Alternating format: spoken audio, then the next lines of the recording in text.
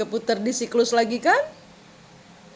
Makanya kalau dibilangin suruh cepet bayar lunasin karmanya, fokus, nggak usah tolah-toleh kanan kiri, fokus aja ke pencapaianmu, nggak usah berasa bisa.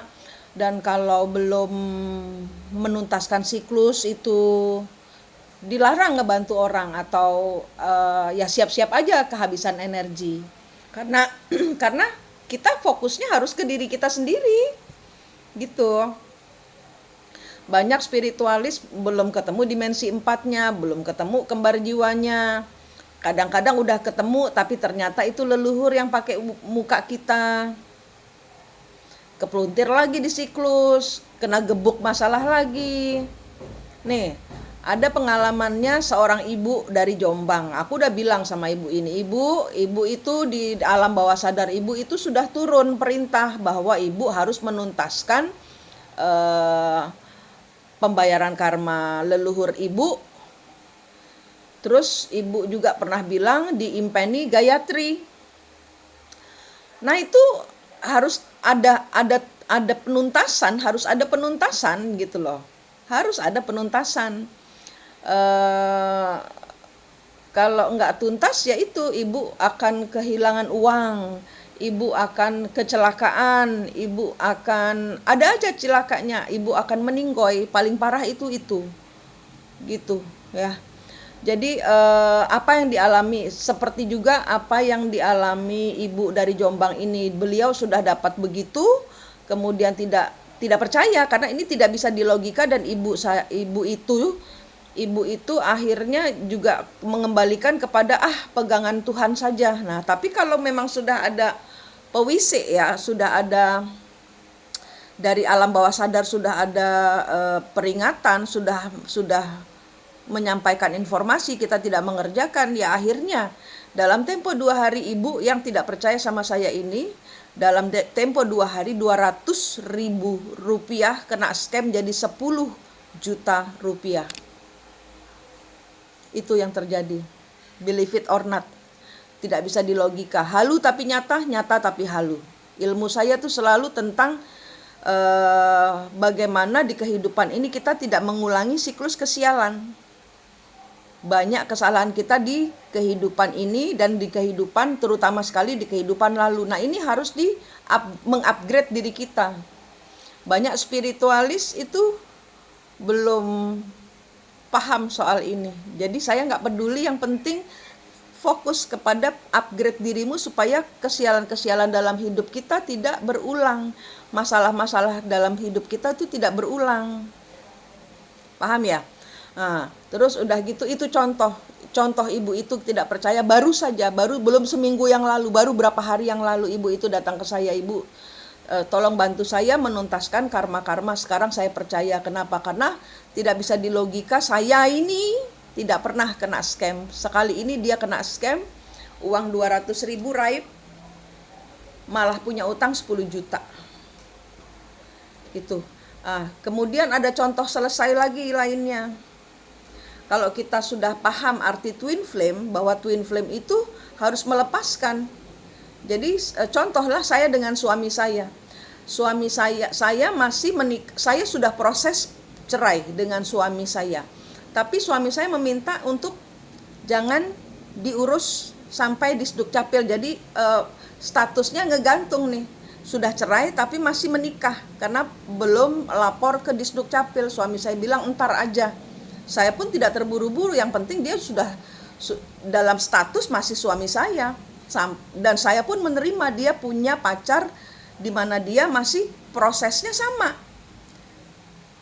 Berpacaran dengan seseorang yang masih terikat pernikahan tapi tidak menikah. Artinya sudah berpisah dari suaminya lama tapi prosesnya dia kayak saya. Itu. Jadi energi-energi yang mengikuti nanti sama. Paham ya? Suami saya sama saya statusnya masih menikah, tapi sudah tidak sama saya. Dia punya pacar, energi tuh ngikutin. Paham? Energi tuh ngikutin. Kalau kamu membiarkan, energi yang lain akan kebundel di situ.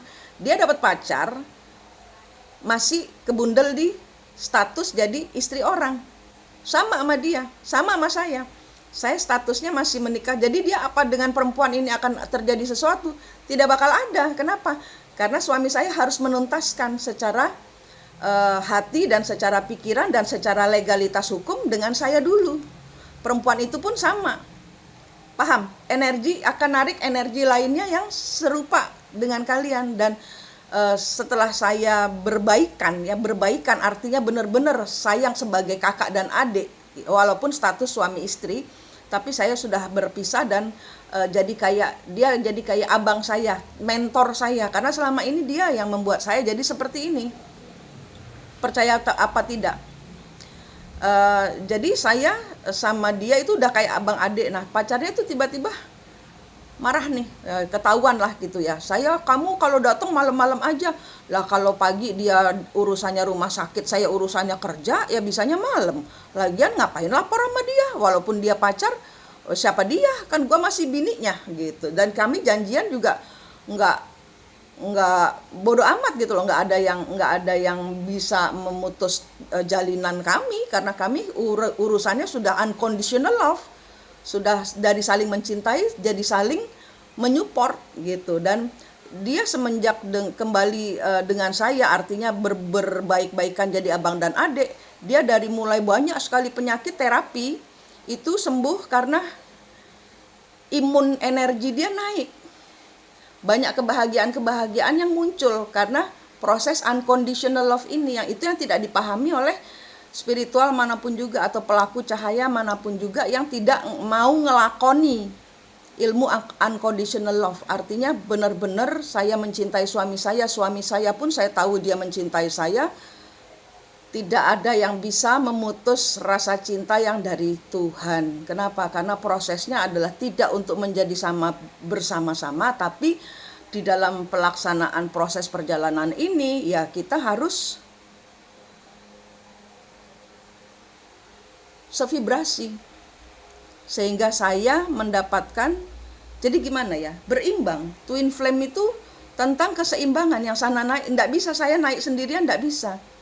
Saya prosesnya sendirian naik adalah ya sendirian, saya proses menaikkan energi ini sendirian, tapi setelah saya di atas saya harus mengupgrade diri saya dan mengupgrade pasangan maskulin atau feminin kita untuk sevisi dan misi, apapun bentuk hubungannya.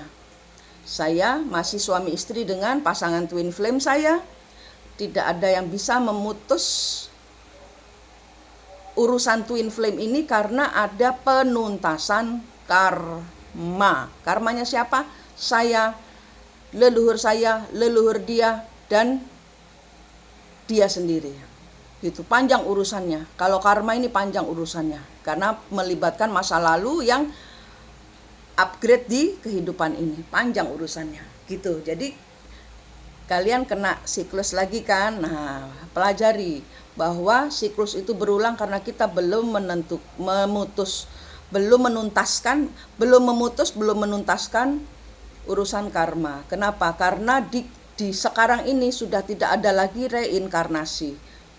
Sudah tidak ada lagi perjanjian reinkarnasi. Jadi konsep-konsep inkarnasi atau reinkarnasi di perjalanan ini adalah yang terakhir. Inkarnasi itu selesai, diganti nitis kayaknya. Jadi nitis sama aja ya, sebentar, apa namanya, jadi pokoknya ini no reinkarnasi. Ini adalah penuntasan yang harus tuntas setuntas-tuntasnya. Harus memutus dari siklus, harus memutus dari perjanjian apapun juga, dan kembali ke surga kanan. Kalau inkarnasi itu surga muter kiri, balik maneh nol, remedi. Itu reinkarnasi.